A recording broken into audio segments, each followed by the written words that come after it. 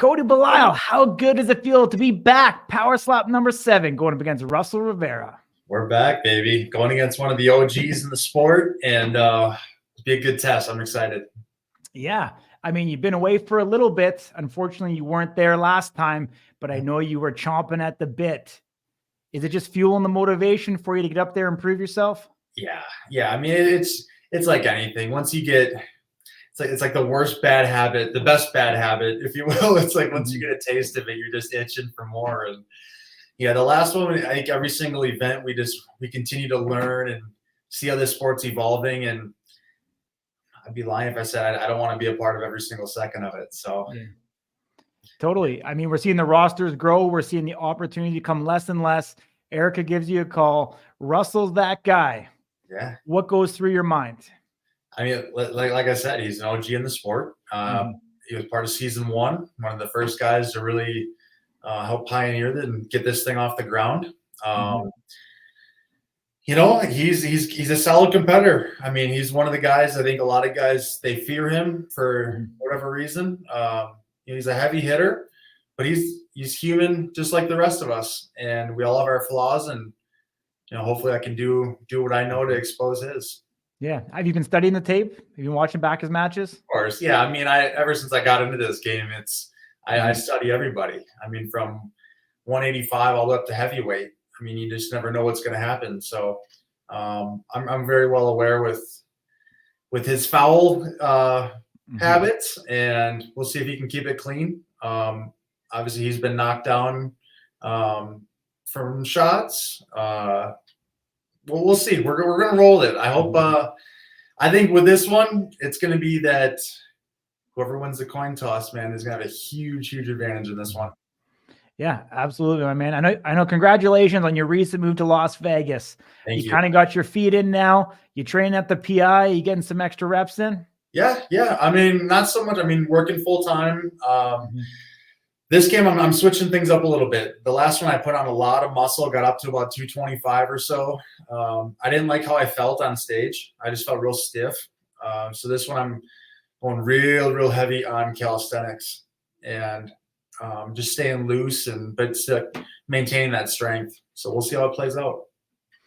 Watching back the tape and seeing the evolution of the sport. We're seeing guys that have been away, AKA Chris Thomas, having some rust, coming back. Do you feel like, you being part of, Road to the Title 2, being more active, kind of being in this moment now, do you think that primes you for success?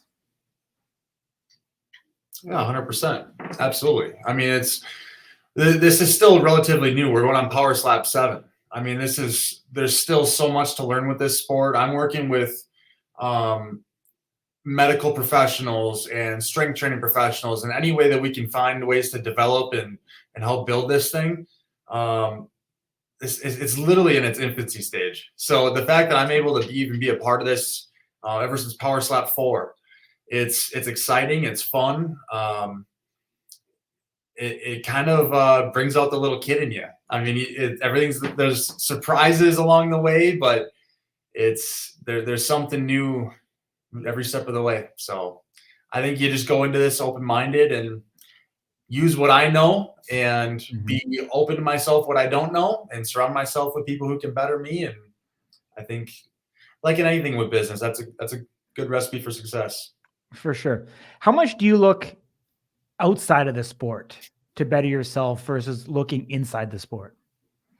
I mean, gosh, dude. I mean, I don't know how deep we want to go. I've been working since I've been 13, 14 years old. So I became obsessed with self-development and personal accountability ever since I was young. So, I mean, that's followed me in my career. It's made me a lot of money. It's allowed me to build great relationships with people. I think any man that wants to be somebody, they have that in them. They want to see what we're truly made of. And there's only one way to do that. And that's to master the man in the mirror.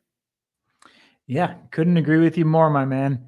Obviously getting ready, getting down for this fight. Where's your weight kind of sitting? Do you have to cut anything, or are you pretty well within striking range? I'm really excited for this one. I've been staying pretty lean I haven't put on too much weight, but my strength is still there. I'm really, really impressed with the way I can just move my body. Right now I'm hovering right on 213, 214. Okay. And that's, buddy, I haven't been following my food program, nothing. That is just me eating whatever I want. I feel great in my workouts. Like I said, the last one, I got up to about 225, and I get some guys do this. This is not a sport for a huge weight cut. I'm a firm believer in that. And I'm really, my debut at Power Slap 4 holds testament to that. I didn't cut hardly anything, maybe 7 pounds. And I think this is something you go into with a good mindset, not too much body fluctuation. Just keep this level of homeostasis. I don't want any drastic changes in any part of my life before events. Of course. Obviously being back in Vegas, a place that's getting more and more familiar to you, every time you competed, it's been there. Do you feel more comfortable every time you're getting up there, every time you hear, your walkout music play, you get up on that stage? Is it starting to feel more like home? I don't know if it feels like home. That's a little bit of a stretch. I mean, you got to be a real psychopath to feel home. But hey, I know hey, Amir Nuruddin keeps picking up that phone, buddy. So good on him. I like Amir. I think he's you need something like need somebody like him.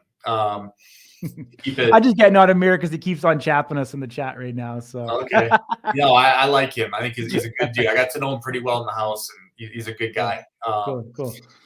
I don't know if it's feeling at home. I think it just takes the jitters away. You know what to expect. I mean, your first one's always going to be the worst in anything. But you're right. The more you do it, I think you just get more comfortable. So it's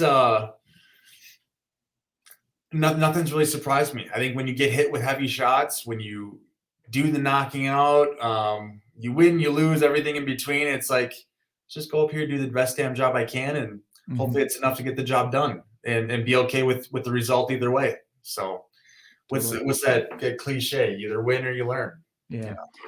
Are you feeling more pressure this time around? I mean, nobody wants to go, back-to-back losses. No, not at all. Because I got into this sport for probably different reasons than other people. And so far I've achieved just about everything I want to so far. So as far as the only thing left for me to do is get that belt. And I'm confident with my preparation, with what I bring to the table. Obviously, I hope my last one, little frustrating for various reasons. I think we went over my last interview, but this one, Russell's a tough opponent. I think I'm a tough opponent with what I bring to the table, and may the best man win. That's my mindset. No pressure at all. It's fun. I mean, April 12th rolls around. It's going to be that time in the light heavyweight division, which is obviously stacked through and through.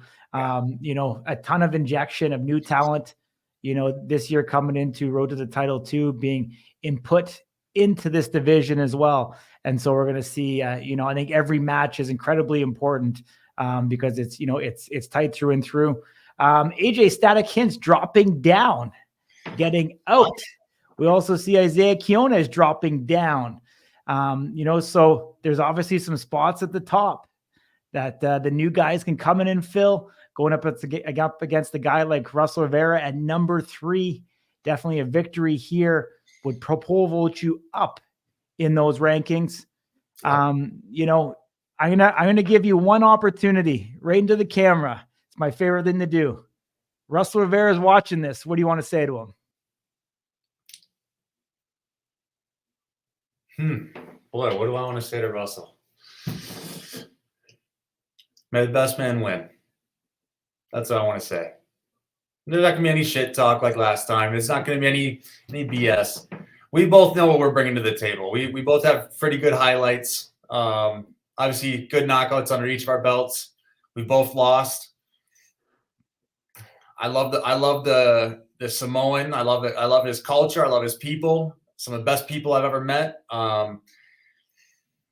We both have things we're fighting for, and I just hope at the end of it, we'll hit the blackjack table together and make for some good memories. Awesome, buddy. Appreciate you joining me. Look forward to seeing you once again there, Las Vegas, April 12th. It's all going down live and free on Rumble. Love it, buddy. Thank you so much.